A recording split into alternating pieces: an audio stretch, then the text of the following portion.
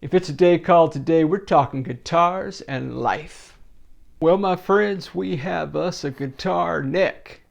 Let's get into it, Jack. In this video, we're going to do two things. One is we're going to make sure that this neck will fit on the vintage Peavey Nitro body. And the second thing that we'll do is it gives us a serendipitous opportunity to review the guitar neck that's in this box. Okay, well, we had styrofoam. And we had a guitar neck in the styrofoam. That's all to the good. And really what we wanted to see, right? Oh, man. Well, guys, it could happen, man. It could happen, my friends. We could be on our way to completing this project, you and I. And then we will move on to whatever is next. Big reveal. I guess we're going to go this way.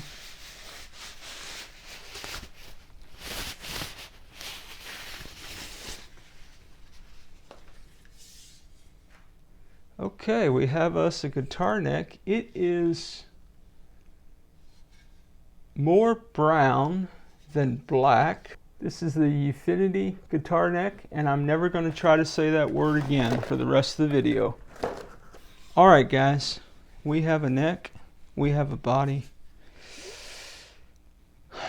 I'm kind of scared.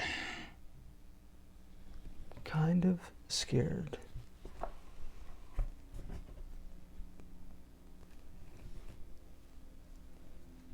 Well, it's oh man, it's ever so almost, man. Now, caveat, I did paint this guitar body. It was black. And I may have just a little lip here. So what I'm going to have to do, guys, is very gingerly sand the sides of this neck pocket. I mean, it is super, super close.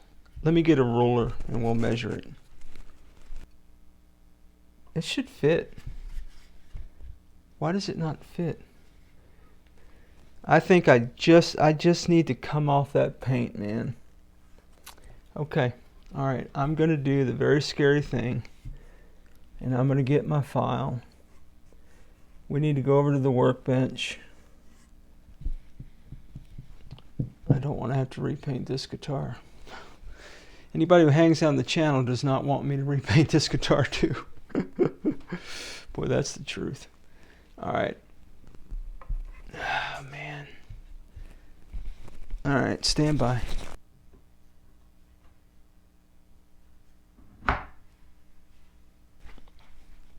Got really afraid while I was sanding the neck pocket, but we've got us a neck, man. It looks like this neck is going to work fit-wise. I'm just trying to... I'm probably too worried about protecting my fabulous paint job. And I should be more worried about not breaking this neck pocket than I am the paint job that I did. But a good, a good fit is a good fit, right? For sure. Always, always, always. But I just kind of want to continue to angle it out like that. It's gonna pop, and just not pop in a bad way. No, not pop in a bad way. There you go. The neck fits that neck pocket. And so we are on to more adventures. So stand by, and what I want to do is talk about this neck that we received. Okay guys, let's talk about this guitar neck. So, several observations, okay? One observation is that this is brown, it's not black. The second observation is that you can see sandpaper lines going this way pretty noticeably, and the grain of course runs this way. The back of the neck is completely unfinished. Only the holes, I'll have to get my ruler out. Serendipitously, it just happens to be right here. That is, it's not a 10 mil hole, guys. It's not a 10 mil hole. So that affects the tuners that we'll be able to put on this guitar. Yep. Okay, well, those are more a vintage hole than it is a 10 mil. At least that's what my roller says. We'll stick a tuner in there and we'll try to see. Of course, no holes in the neck on the heel of the guitar. That's fine. This won't be my first guitar neck to put on a guitar. If you hang on the channel, you already know that. Oh, I'll get the camera and zoom in just a minute, but you've got a huge kind of a blemish right here. And then you've got like some little bit of glue particles right there. The inlays, I think those are stickers. I can't really tell. And that's probably a good thing. They seem to be pretty flat. She is a good thin neck. I mean, this is supposed to be a Jackson style guitar neck.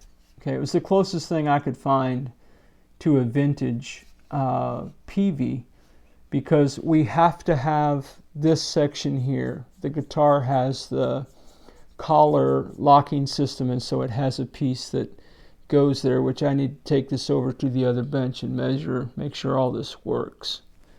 Okay, the binding, I don't know if that's actual binding. I think it's just wood that was, maybe it's real binding. It's not plastic binding. I mean, it's, I don't know what that is. I don't know what materials they used, but the frets are, the fingerboard, you know, feels kind of like that kind of fake rosewood, you know, kind of like those of you who remember the Fojill FTL 60, the Relic Telly.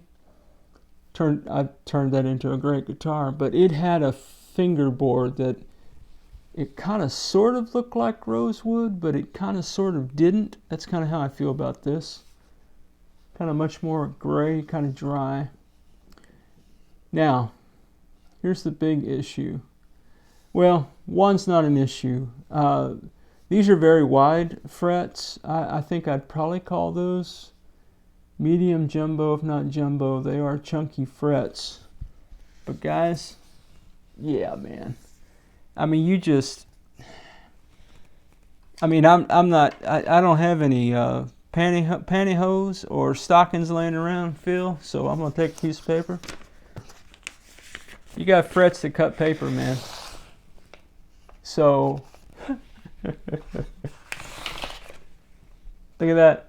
You got frets that cut paper. If you like this kind of content, why don't you like the video? Consider subscribing to the channel. Come back anytime and hang out with us at Ted Talks Guitars and Life. And now, let's get back to it. Man, I just had to get up and close my door, man. Dutchie's eating his food.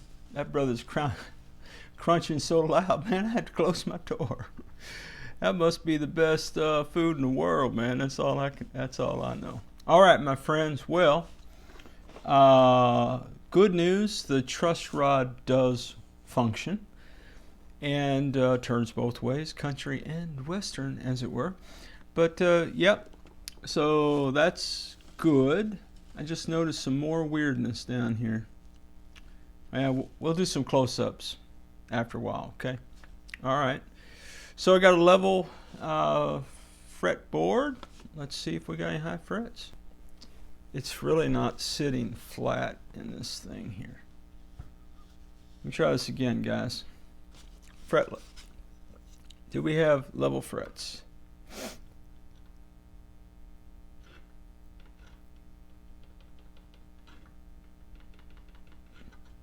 We do not. Okay, now because my friend still needs to decide, I'm going to show you all the imperfections of this neck. Sorry, I need to write down how many high frets we have. Because as I said, I've been sharing updates. Hey, the neck came in. Looks kind of janky. Taking pictures, sending it over to them, all that. And so they're really not sure at this point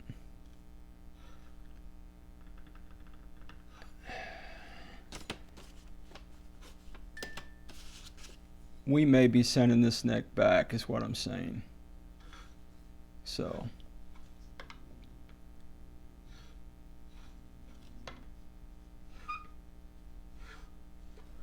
okay guys, so we've got 6 frets out of whack.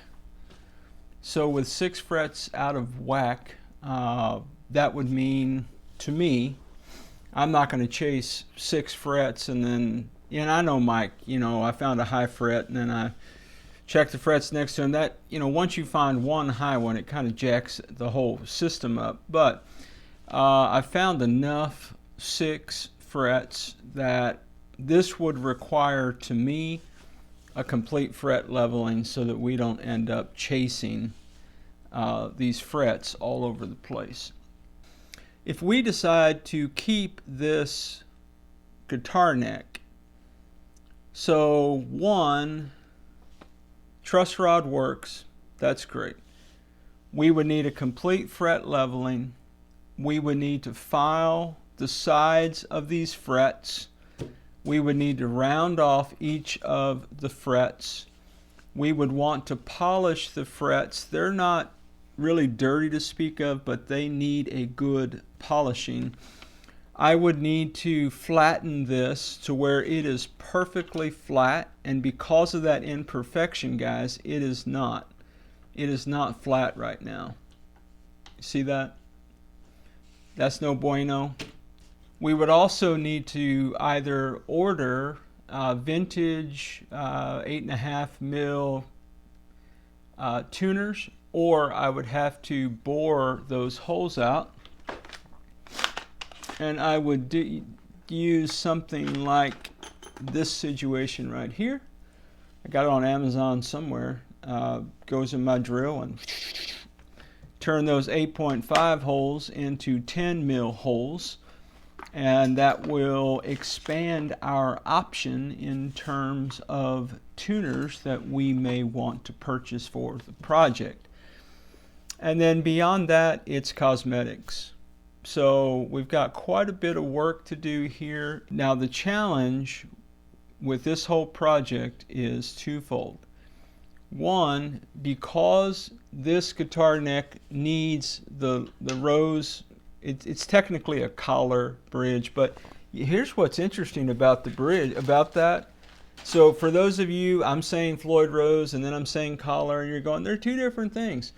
Well, when this guitar was made, that says collar on it, and then it says Floyd Rose license. Okay, so maybe, so if I'm interchanging those names and, you know, all that, this is a collar 2700. So because it has this original part, and this is the original nut that was on the guitar neck that was broken, I need a neck that has that slot.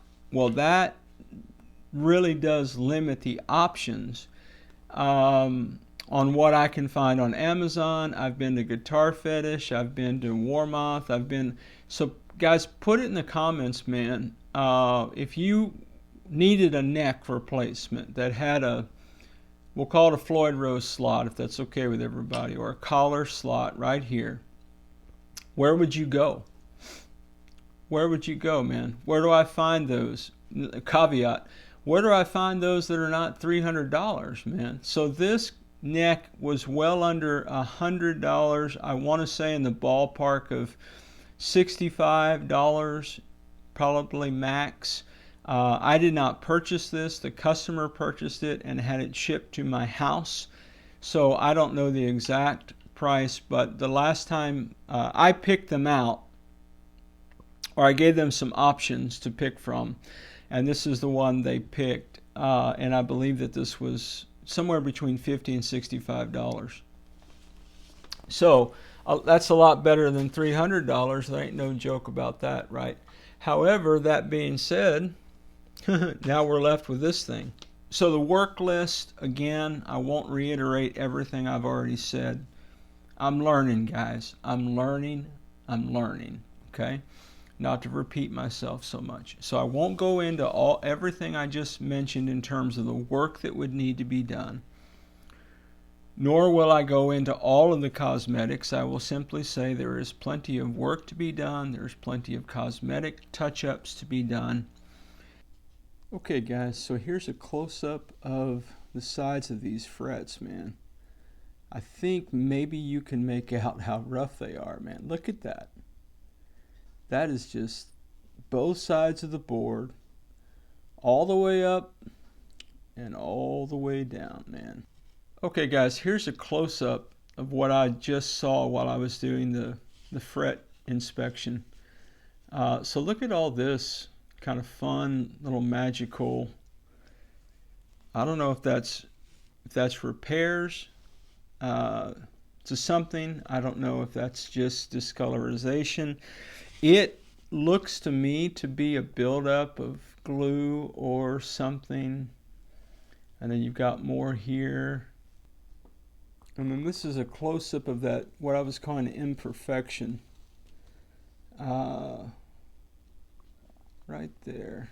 I know you can see it. So you've got this situation right here. And then you've got like glue drops kind of things here. But this has actually got a piece of material missing. Those of you who hang on the channel have seen me collect material from a fingerboard before. I may or may not be able to handle that, Jack. But you know, man, most people, maybe they wouldn't be able to. And then you've got some sandpaper marks going this way. And the sandpaper marks are interesting. On the back, look, they purchased this as unfinished on Amazon. Okay, so I expected it to be unfinished. But do you see all the rough marks right here? Where somebody really went to town on this thing, man. With like 220 or something, it looks like to me. And scarf joint, that's interesting. It's good. I mean, yeah, man. So like all things Amazon, you know, the consideration is, well, did it come new this way, or did somebody purchase this, jack this up, attempt to do something to it, sand this, be super aggressive on the back of the neck. And what really gives it away is up here on the headstock. I don't know if you can tell in the light or not, but you've got like this, the only thing that this reminds me of is cigarette smoke, how it leaves a stain on walls and stuff. You see how it's yellow and then it gets white on the corner? It's the same way on the other side, where it just looks like somebody has sanded this. So I don't know. Did it come from the factory this way?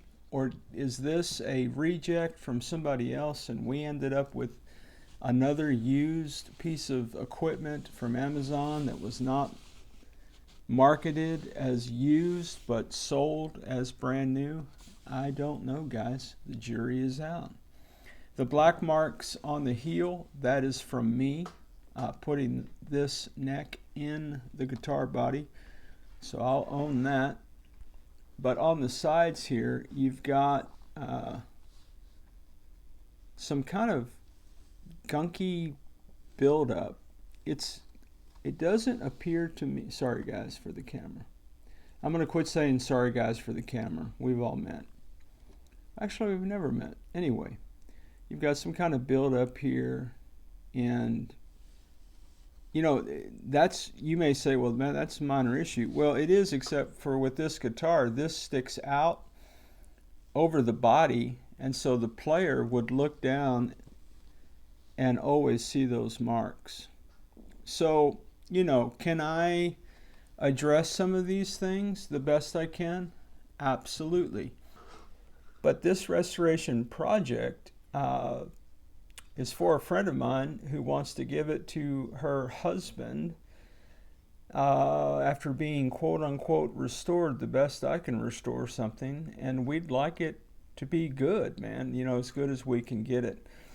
One last thought here about the fingerboard. This is kind of the what they're calling rosewood. You can tell it has some open pores to it, but it just, I don't know, man, that color just seems kind of off to me. I don't know, guys. Well, there you have it. It's a guitar neck.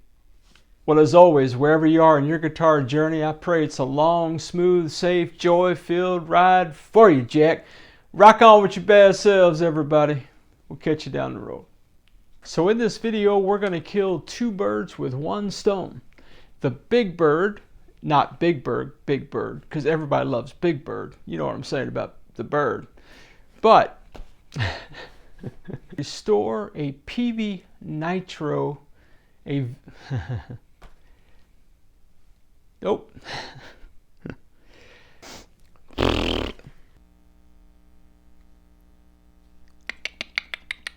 Cut, void, edit.